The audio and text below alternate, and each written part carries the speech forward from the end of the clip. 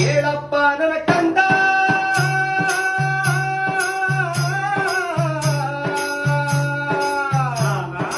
ಕೇಳಪ್ಪ ನನ್ನ ಕಂದ ನಾಳೆ ಕಲಿಯುಗದಲ್ಲಿ 7 ವರ್ಷದ ಬಾಲೆ ಋತುಮತಿಯಾಗಬೇಕು 8 ವರ್ಷಕ್ಕೆ ಅವಳು ಜೋಡಿ ಮಕ್ಕಳ ಇರಬೇಕು